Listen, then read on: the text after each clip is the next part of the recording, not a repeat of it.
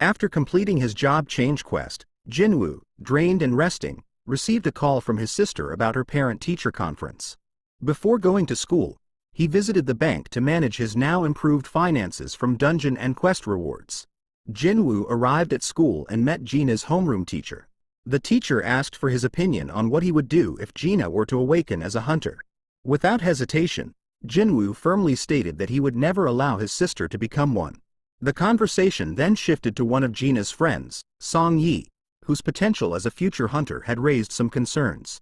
Sensing that Jinwoo had deeper insight into the hunter world, the teacher sought his guidance. Later, Jinwoo encountered Song Yi, an E-rank hunter he and Jinho had previously recruited, who also happened to be one of Gina's classmates.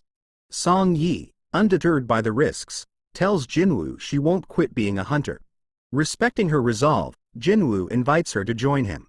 Wang Dongsu returns to Korea, intent on killing Jinwoo and Jinho.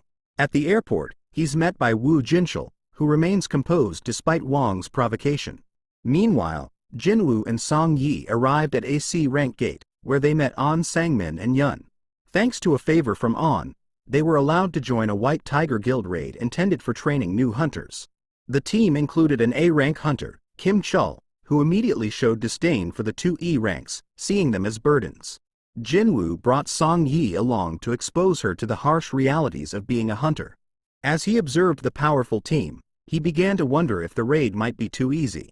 However, the situation took a drastic turn when the gate suddenly transformed into a red gate. Kim Chul quickly confirmed the worst. The gate had turned red, cutting them off from the outside world and leaving only one way out, defeating the dungeon's boss. Before the shock could fully settle, two projectiles shot out from the dense forest at terrifying speed. The first ice arrow pierced through a C-rank hunter's face, killing him instantly. The second was aimed directly at Song Yi, but Jinwoo effortlessly caught it midair. Their attackers then revealed themselves, two ice elves perched atop the trees, their glowing eyes full of malice. Amused by the hunters' reactions, the elves briefly mocked them before vanishing back into the forest, leaving behind only the corpse of their first victim as a grim warning. The message was clear: the hunt had only just begun. Song Yi, still shaken, struggled to process the terrifying turn of events. With all communication to the outside world severed, Kim Chul assumed command, asserting his authority as the highest-ranking hunter present. He warned the group that the dungeon boss would likely be at least B rank, making survival extremely difficult. Acknowledging that he couldn't protect everyone, he decided to split the team. The stronger hunters would follow him to hunt the boss, while the weaker ones would be left to fend for themselves. In a surprising move, B-rank hunter Park Heejin chose to stay with the weaker group. Before the teams separated, Heejin privately approached Jinwoo, noting that Kim had failed to notice the earlier ice arrow and directly questioned whether Jinwoo was truly an E rank. With that, the two groups headed in opposite directions, Kim leading his team toward a clearing in search of the dungeon boss, while Jinwoo took charge of the weaker group, guiding them deeper into the forest.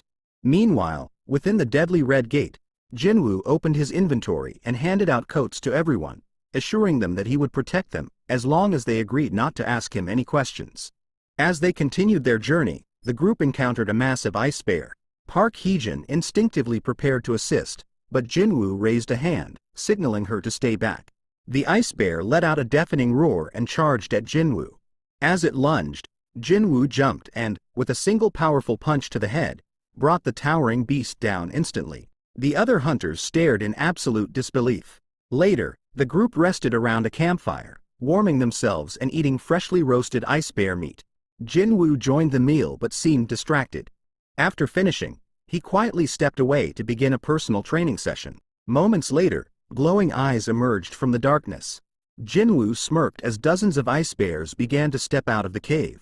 Jinwoo summoned his shadow soldiers for their first real battle, the dark forms rising from the ground like living nightmares. As the first wave of ice bears charged, the mages released bursts of flame, scorching the beasts' thick hides and drawing agonized roars. Then, from the heart of the blizzard, a colossal ice bear emerged, their alpha. Letting out a blood-curdling roar, the alpha lunged forward with terrifying speed.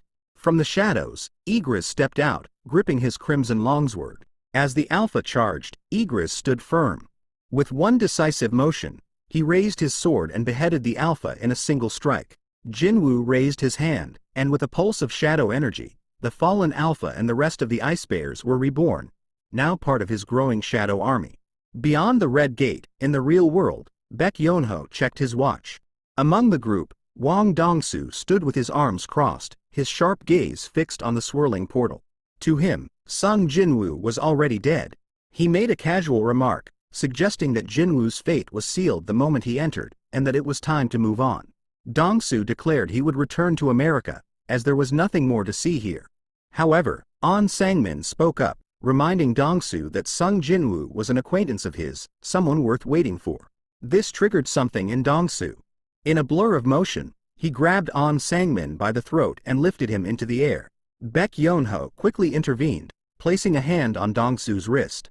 A powerful aura began to radiate from both men, thick and suffocating. Kim Chul's team is overwhelmed by Ice Elves. As his squad falls, Kim Chul, disgraced and alone, runs from the battle.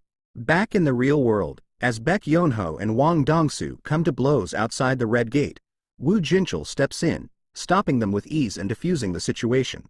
Wang Dongsu, having lost interest in waiting, walks away, focused only on the hunt he came for.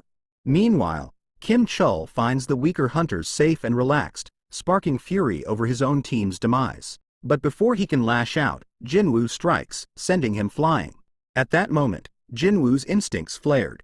From the shadows of the blizzard, Ice Elves began to emerge. Their leader stepped forward, his sharp gaze sweeping over the low-ranked hunters with cold amusement. One of the leader's elite warriors stepped forward, eager to challenge the intruder, a duel.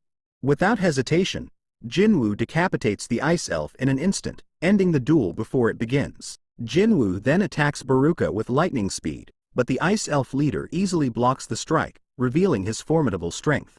Baruka prepares for battle, drawing a curved dagger as his warhorse waits silently behind him. As Baruka mocks him, Jinwoo summons his shadow soldiers. With a smirk, he unleashes them, and the battle descends into chaos. Jinwoo stands calmly as Baruka approaches, exuding the aura of a deadly predator. Amidst the chaos, Kim Chul's eyes snapped open. Fueled by rage, Kim Chul attempts to strike Jinwoo from behind, but Igris materializes just in time, leaving Kim Chul stunned and motionless. After Kim Chul falls, his soul resists being resurrected, but Jinwoo successfully reanimates him as a shadow soldier, naming the new entity, Iron. As Baruka cuts through Jinwoo's shadow soldiers, Iron steps in, forcing Baruka to engage.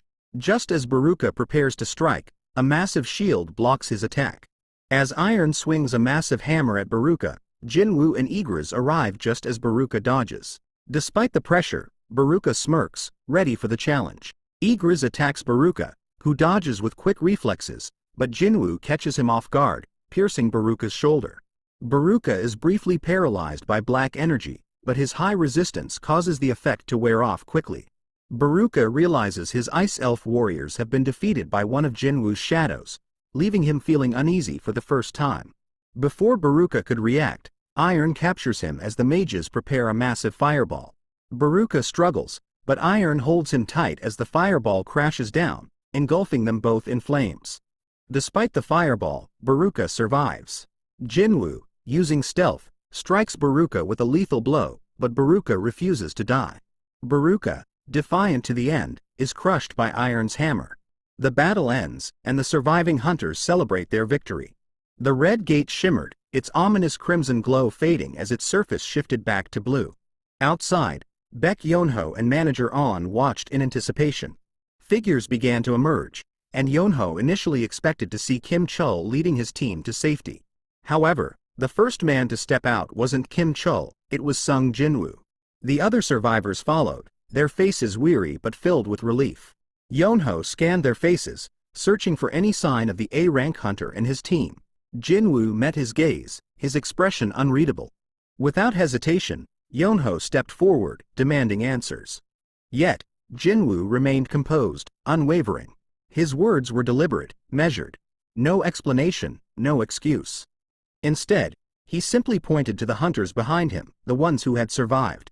Rather than dwelling on the dead, Yeonho realized he should be grateful for those who had survived. He exhaled, the weight of his responsibility settling and the tension easing.